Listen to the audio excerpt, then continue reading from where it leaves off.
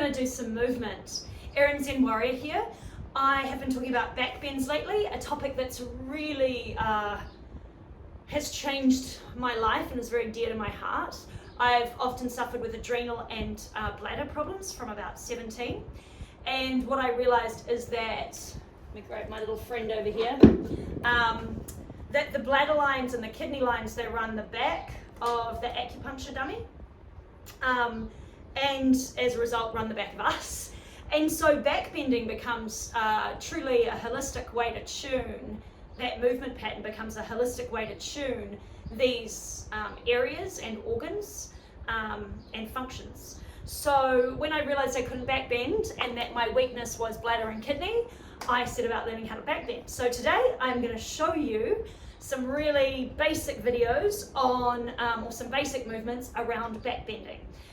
And I think anybody can benefit from these, whether you're really super strong or not. You can use them as a warm-up, you can use them as a workout, you can use them simply as I do, which is usually a tuning system, sometimes in between what I'm doing workout-wise, and sometimes just in the middle of my day to help keep my body in the best version of itself. So I'm going to start very basically.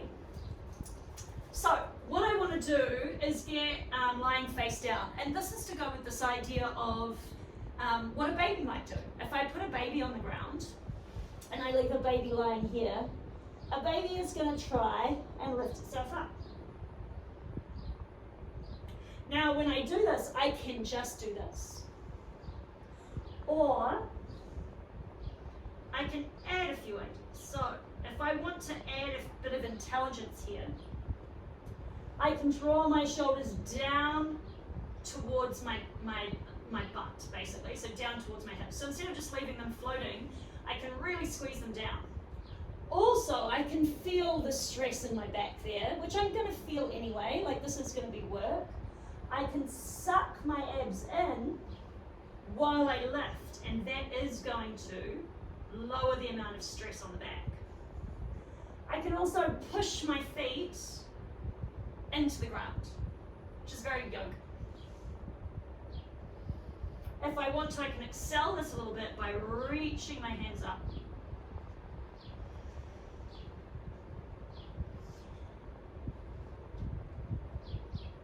And if I want to add that a little bit more, I can take my feet off the ground. Notice how I turn my palms out and my thumbs back as if to touch. I'm reaching my hands to my feet in this.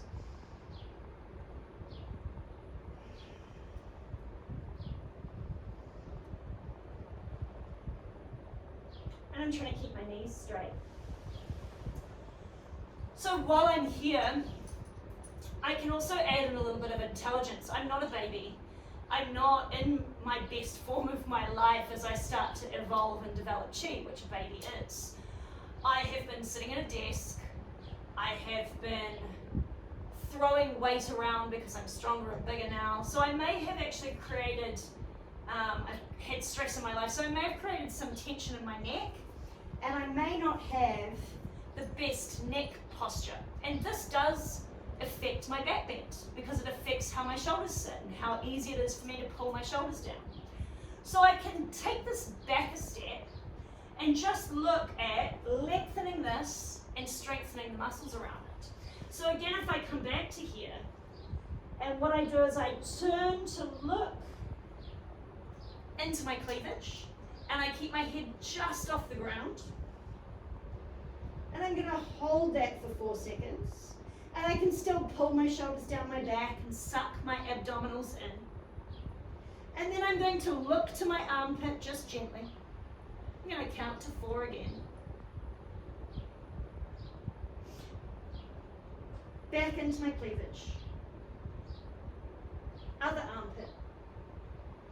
Counting to 4 each time. Cleavage. Armpit.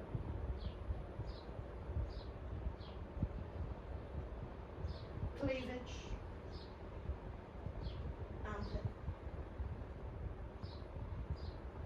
And then resting back here again.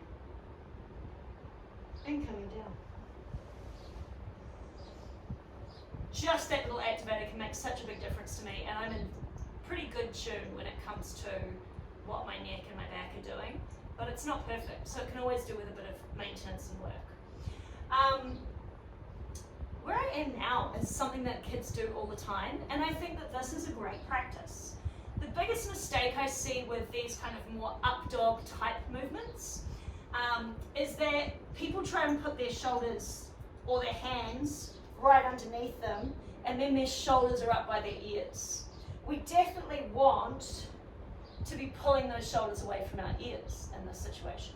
So if I come down to here and just put my palms face down the ground, if I can't move my shoulders here, I'm going to move my elbows forward a bit, because people who have quite a tight area here, they just need a little bit less of a challenge to actually be able to functionally and practically get in there.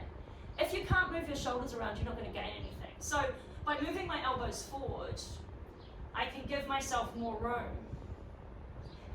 And also, if I'm in a delicate way today, even if I can do closer in, I may choose this.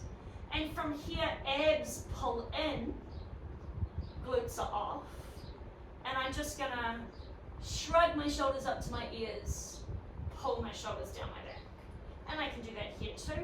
Shrug my shoulders up to my ears, pull my shoulders down my back. Abs are on, glutes are off, shrugging, releasing.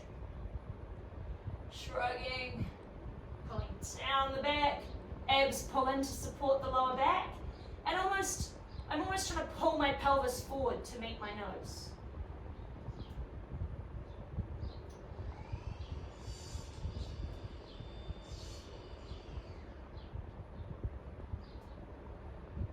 And then while I'm in this position here with my shoulders down my back, I can also play with turning to look at my feet. Your neck and your toes are integral in your back bend, so don't discount them. Tension in your feet or tension in your neck is going to limit your back bend as much as anything else.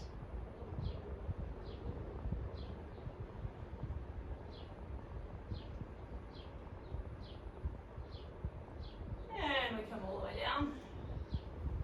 I'm going to push back into child pose. The antithesis of the back bend, rounding the spine, or forward folding.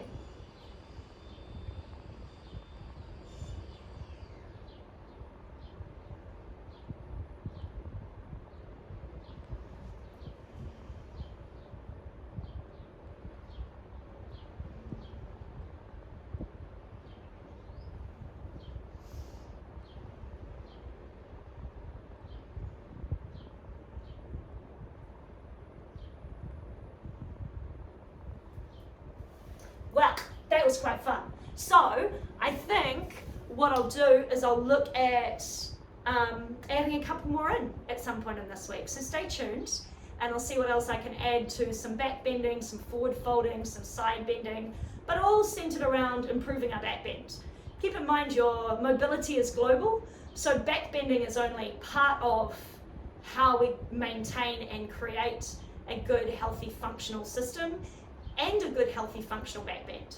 If you can't forward fold well, you're probably going to find that your back bend and practicing back bending can be somewhat limiting. So, thank you so much. I'll see you all soon. If you have any comments, please comment below. If you haven't liked and subscribed, please give this video a like and subscribe to my YouTube channel. Also, make sure you're following me on Insta and stuff. Some of you may be seeing me on there. There will be a point where I won't be posting everything everywhere, because there will be too much content coming out. So do make sure that you're subscribed everywhere that you can. And 7 p.m. tonight, I'm doing an announcement, so stay tuned for that. I have a competition for you. Bye.